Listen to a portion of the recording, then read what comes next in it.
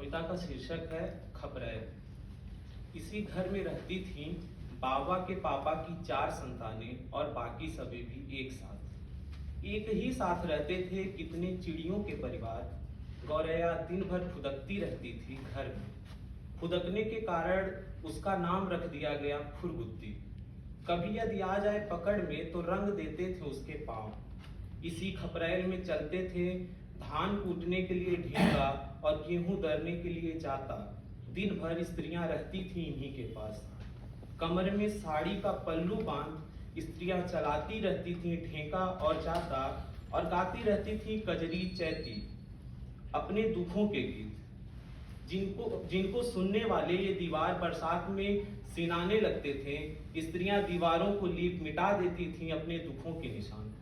बचपन में खपरैल के पीछे के हिस्से से चुपके से गिरा लेते थे 2-3 खपड़ा सित्तोल और कितकित की गोटियां बनाने के लिए।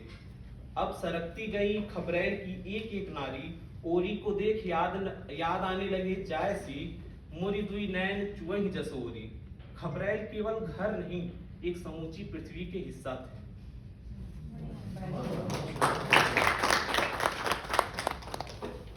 दूसरी कविता है जिसका शीर्षक है दिशाएं। जो हमारे लिए पूरब है, 1, 2, 4 टोला लांघने के बाद हो सकता है वो अगले टोले के लिए पश्चिम हो।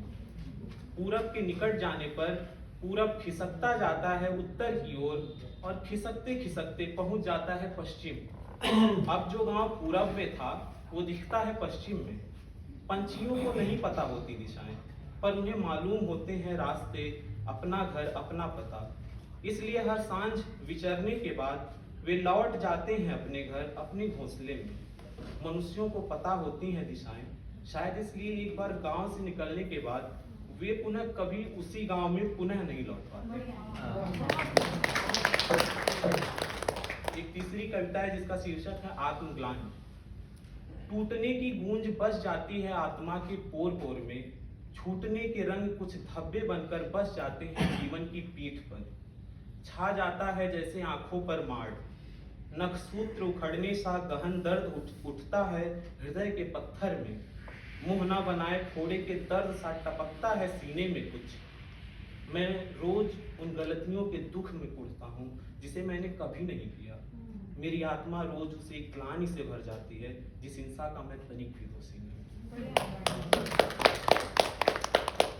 एक कविता है जिसका शीर्षक है सड़कें।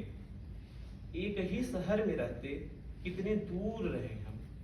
दूर चांद को देख तुम्हें याद करता हूँ जबकि हम एक ही पृथ्वी के लोग हैं।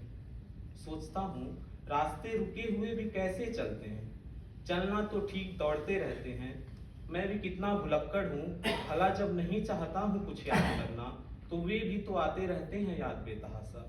भूलने की क्रिया में चिपकी रह जाती हैं याद करने की क्रियाएं किसी ससंजक पल की भांति। सड़कें इतनी लंबी हैं, पहुँचती हैं कोने कोने। चलती दौड़ती भागती रहती हैं दिनों रात। फिर भला ये सड़कें मुझे क्यों नहीं पहुंचा पाती तुम्हारे पास। एक कविता है नाम बोर्ड। गांव के बाहर किसी गांव के नाम के लिए जो बोर्ड मतलब प्रयोग होता है उसके लिए मैंने शीर्षक दिया नाम बोर्ड। कई महीनों बाद बुआ आई घर।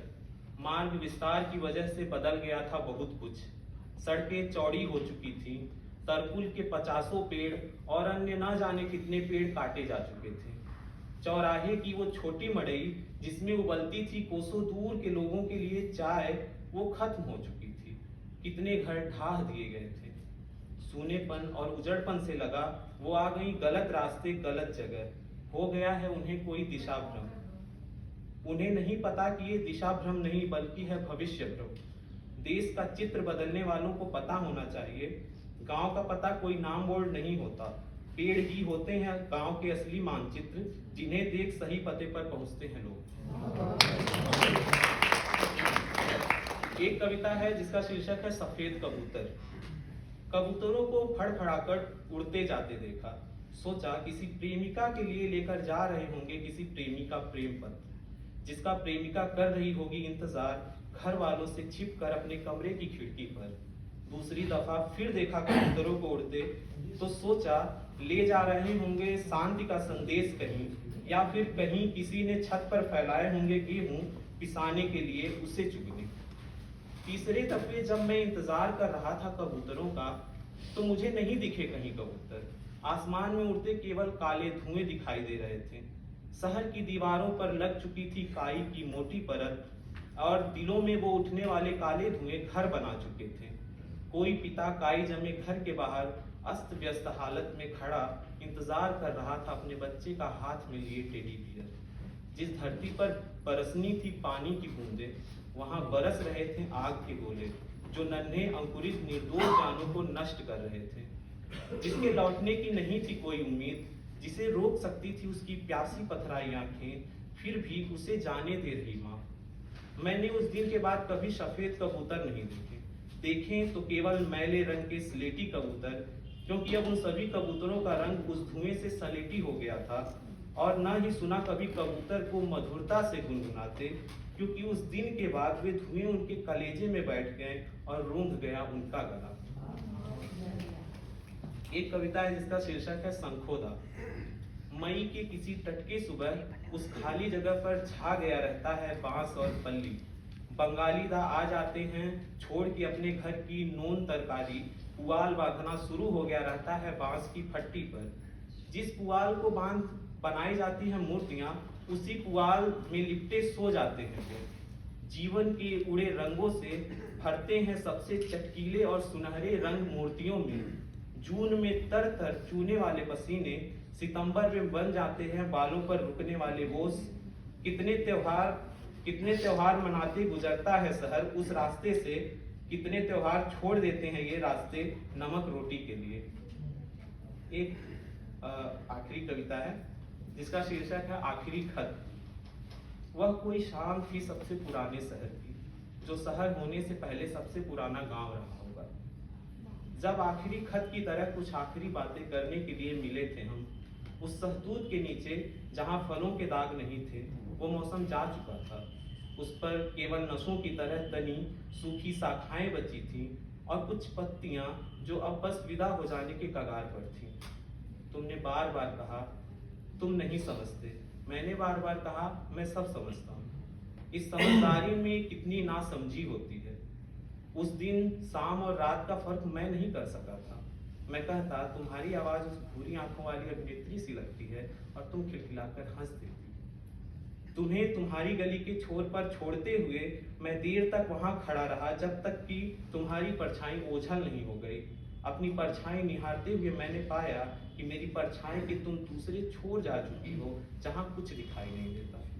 उस दिन सुबह 5:45 की ट्रेन पकड़नी थी, इंटरसिटी, जो अब तुम्हारे शहर से होकर तो गुजरती है, पर अब मैं उस लाइन का यात्री नहीं। अब तुम्हारे शहर की इंटरसिटी रोज चलती रहती है मेरे भीतर। इस डिजिटल खत की दुनिया में अब भी आखिरी खत लिफाफे से बाहर उन्मुक्त घूम रहा हृदय में, जो तुम तक कभी नहीं पहुंचाया गया। तुम्हारे साथ साथ वो शहर छूट गया, कुछ बचा नहीं पाया सिवाय आखिरी खत।